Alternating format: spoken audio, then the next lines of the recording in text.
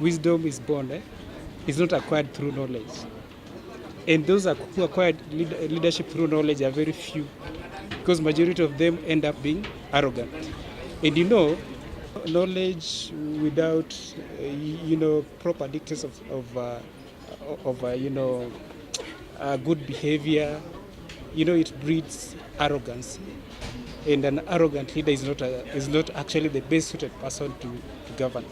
So to some extent, I will say that the procedure that governs the lawmaking or legislation in any house of parliament across the world is guided by by tradition. It doesn't have, you don't need to have a degree to know the stages under which the law goes through.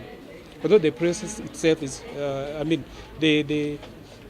actually a law comes to parliament or to the house at almost at its last end or its last process.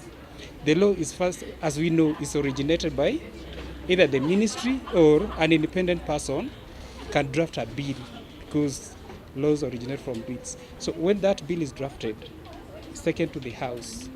The MPs are expected to interrogate it before they pass it. And just reading, if you can read and be able to understand, I don't see the need why you should have a degree.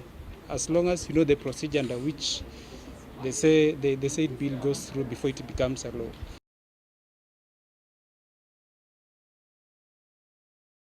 So it's two-pronged. First of all, it's political.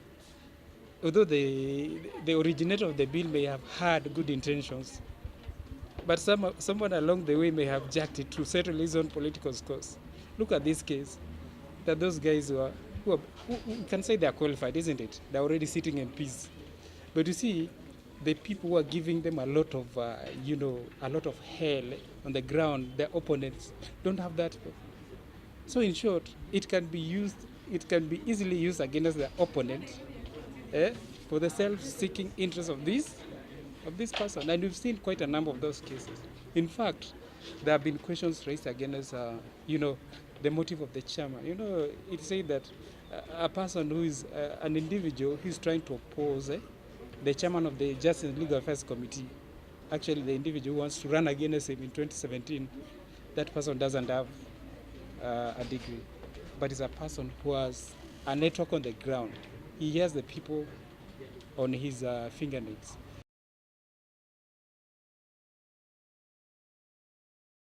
It does. As we say, let's take it as a problem that is facing us at the moment. They need to have a degree. They say that a problem postponed is not a problem solved. So in this case, and even if they push it forward, it will not be the first time. They did it in 2000 and towards the 2013 elections. You remember this clause that MPs should have at least a degree as a minimum requirement was pushed in by former Kipipiri MP Amos Kimonya. By that time, it was an extraordinary sitting. They were sitting in the morning, and majority of them were not in the house, or if they were, they were not they were not aware of what they are passing. So it was passed. It was passed until until when they realized that a rider was put to ensure that requirement be postponed until 2017. So we are not postponing it for the first time. If you are indeed serious, we have to do it and do it once and for all. So that's actually the dilemma that is facing us. If we continue postponing, we are not doing any justice. You're just postponing the problem.